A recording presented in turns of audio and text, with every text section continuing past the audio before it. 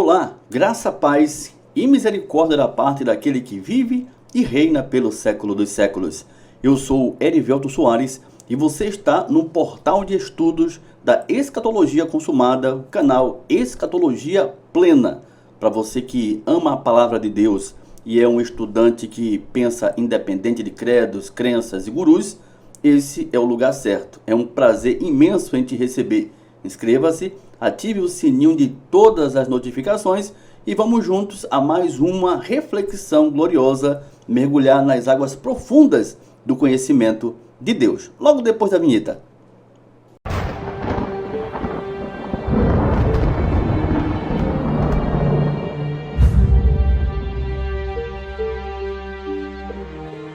Muito bem, o texto em questão da nossa reflexão neste vídeo encontra-se em Apocalipse capítulo 1, no versículo 7. Vamos ler apenas a parte B, que diz a palavra: "E todas as tribos da terra se lamentarão sobre ele, certamente. Amém."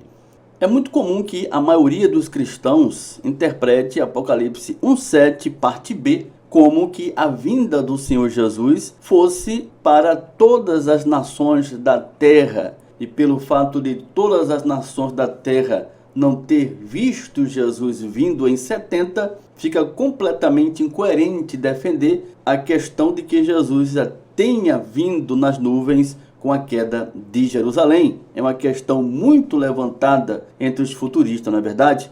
À primeira vista, as palavras são flexíveis o suficiente para dar esse significado. Eu entendo muito bem.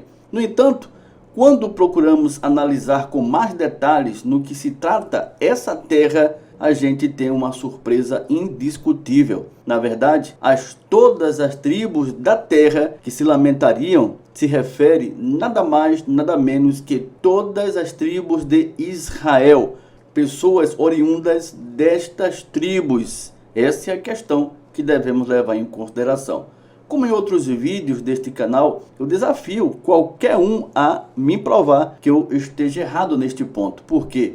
Porque a palavra terra que aparece aí no grego é ge e tem um significado totalmente diferente daquele que espera-se que tenha, que se refira às nações do mundo todo. Não, a palavra ge no grego aí, ela se refere a um país, um terreno delimitado por limites fixos, um pedaço de terra, um território, uma região.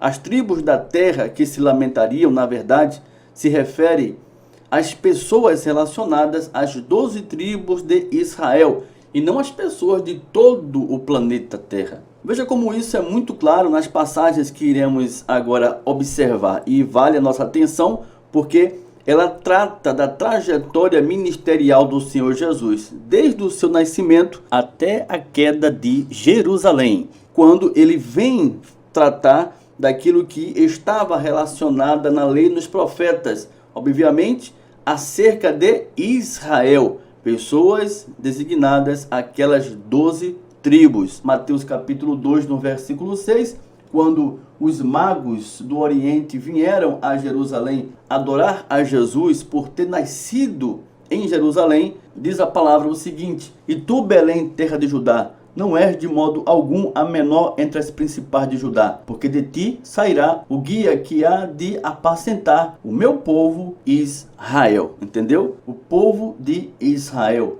"E tu, Belém, terra de Judá", ge também aparece aqui nesse versículo, a mesma palavra terra que aparece em Apocalipse capítulo 1, 7, parte B. Muito bem, Jesus nasce em Belém, porém devido Herodes se sentir ameaçado, ele lança uma perseguição para aplacar Jesus e tirar-lhe a vida enquanto fosse tempo. Porém, Jesus ele foge com seus pais para o Egito.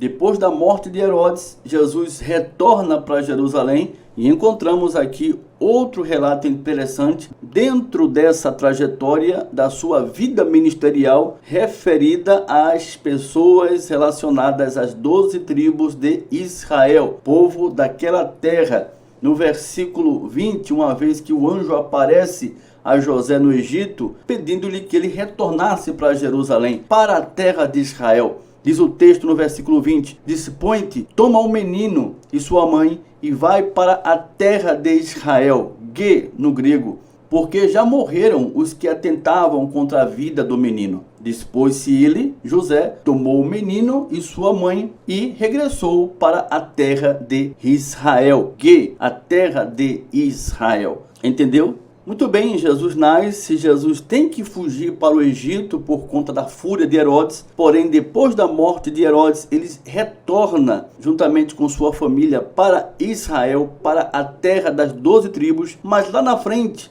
esse povo tira-lhe a vida e acontece algo terrível sobre aquela nação. Diz no versículo 45 de Mateus capítulo 27, em consequência da sua morte de cruz. Diz o texto, Mateus capítulo 27, verso 45. Desde a hora sexta até a hora nona houve trevas sobre toda a terra. Houve trevas sobre quem? Sobre toda a terra, Gê, sobre toda a tribo de Israel. É isso que está se referindo aqui o texto. No mesmo capítulo 27 de Mateus, no versículo 24 e 25, temos um registro importante pela qual levou essa terra está em grande assolação de trevas, desde a hora sexta até a hora nona, pois justamente se trata daqueles que o transpassaram. Mas esse é um assunto que vamos tratar mais na frente ainda nesse vídeo. Então, qual o sentido de todas as tribos da terra se lamentarem por Jesus na sua vinda, uma vez que ele estava vindo para o povo de Israel, para o seu povo bendito, para o seu povo escolhido, onde ele vinha reinar? A resposta está justamente em Zacarias, capítulo 12, no versículo 10, que diz o seguinte: e sobre a casa de Davi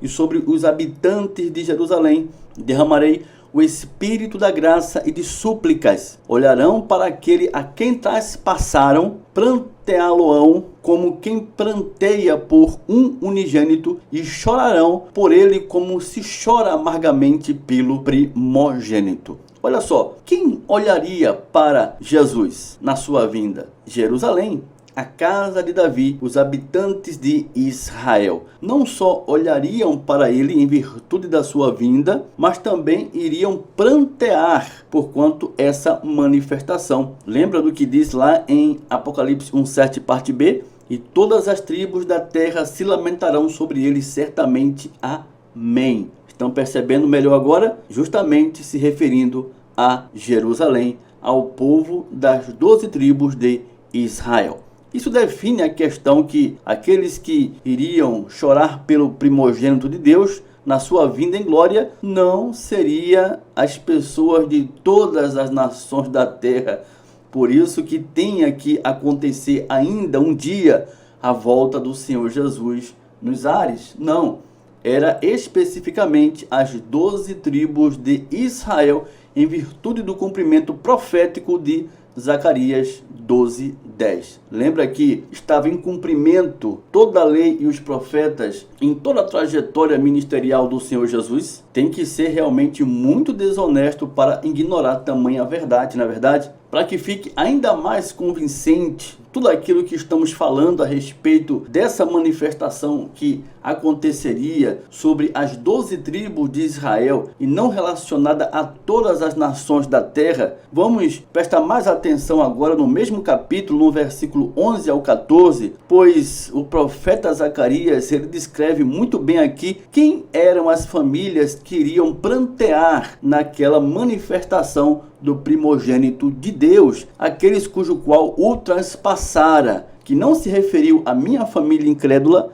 nem a sua e nem a do vizinho. Olha o que é que diz o texto. Naquele dia será grande o pranto em Jerusalém, como o pranto de Hadad-rimon, no vale de Megido. A terra pranteará, cada família à parte, a família da casa de Davi à parte, e as suas mulheres à parte, a família da casa de Natã à parte, e as suas mulheres à parte, a família da casa de Levi à parte, e as suas mulheres à parte, a família dos Simeitas à parte, e as suas mulheres à parte, todas as mais famílias, cada família à parte, e suas mulheres à parte. Olha só, olha que coisa incrível. São as famílias das 12 tribos de Israel. Vale lembrar que esse juízo que viria sobre esse povo das 12 tribos e suas respectivas famílias foi desejado arduamente por eles na audiência que levou à crucificação e morte de Jesus perante Pilatos.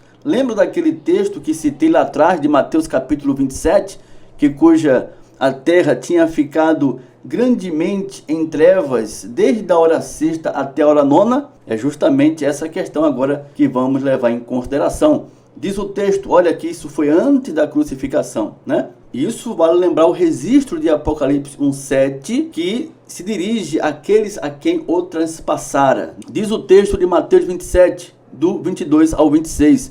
Replicou-lhes Pilatos, que farei então de Jesus chamado Cristo? Seja crucificado, responderam todos. Que mal fez ele? Perguntou Pilatos. Porém, cada vez clamavam mais, seja crucificado. Vendo Pilatos que nada conseguia, antes pelo contrário, aumentava o tumulto, mandando vir água, lavou as mãos perante o povo, dizendo, estou inocente no sangue deste justo, fique o caso convosco. E o povo todo respondeu, caia sobre nós o seu sangue e sobre nossos filhos. Então Pilatos lhes soltou Barrabás e, após haver açoitado a Jesus, entregou-o para ser crucificado. Entendeu o que é que aquele povo das 12 tribos que estavam ali naquela audiência clamaram? Caia sobre nós o seu sangue, sobre nossos filhos, sobre as respectivas famílias das 12 tribos de Israel. Então, o que eles pediram aconteceu. Logo, todas as tribos da terra de Apocalipse 1:7, parte B, se refere simplesmente a Israel. Não a todas as nações da terra, que envolva a nós, povos, línguas e nações do século 21. Esse pranto, ele ocorre de forma definitiva no que foi manifesto em 70 com a queda de Jerusalém, a invasão romana que devastou todo aquele povo e não deixou do templo pedra sobre pedra. O próprio Jesus declarou que não passaria aquela geração, lembra? E até mesmo ele falou que alguns que ali estavam não passariam pela morte antes que vissem o Senhor vindo em seu reino. Olha, imaginar que Jesus ainda esteja para voltar, pois a sua vinda, ela deva acontecer em manifestação de nossos olhos, de todas as nações do mundo cujo qual vivemos, é chamar o próprio Cristo de mentiroso e de profeta sem credibilidade. Simples assim. Sabemos que muitos dos judeus foram para a África depois da queda de Jerusalém em 70, porém isso não prova em nada que todos os africanos são os verdadeiros hebreus, não é verdade? Entenda que a África já era povoada quando algumas colônias judaicas chegaram por lá. Na verdade, judeus nunca viraram africanos e em seguida foram levados para a América para povoar o mundo, em continuação da tribo de Israel. Isso é um erro muito grave que é sustentada por muitas vezes na história. O problema é que a tradição utiliza-se de textos isolados da Bíblia para tratar de toda a deportação, escravidão dos africanos, para encaixar na identificação da tribo de Judá todo o sofrimento vivido por esses dois povos. Porém, identificar os africanos como hebreus da tribo de Judá é, na verdade, uma questão restritamente política, que faz com que os africanos e todas as questões sociais vividas, sofrimentos daquele povo, sejam vistas como um caso espiritual, como um grande castigo de Deus. Porém, isso é uma grande fraude. Isso nunca foi propósito de Deus na história. Não há relatos dessa teoria, nem na lei e nos profetas. Só há especulações. Logo, a queda de Jerusalém marcou, na verdade, o fim direto daquele povo, o povo daquelas tribos e toda a sua estrutura religiosa levítica. Fim do templo, fim de toda uma dispensação com todos os seus rituais, abluções e sacrifícios. E todas as tribos da terra, Israel, se lamentaram sobre ele na manifestação de sua vinda em 70. Assim aconteceu, certamente. Amém. Essa foi mais uma reflexão aqui do nosso canal. Se você gostou, não deixe de registrar o teu like, compartilhar com os teus amigos e contatos. É muito importante que eles também obtenham essa informação E se livre de vez desse conceito, né, totalmente fora da realidade, de uma expectativa de uma vinda que nunca acontecerá. E se puder, deixe-nos um comentário. É muito importante também o teu feedback para que outras pessoas vejam quanto que estamos tratando de algo sério para a fé cristã. Um abraço e até a próxima oportunidade, se Deus assim permitir, em nome do Senhor. Graça e paz!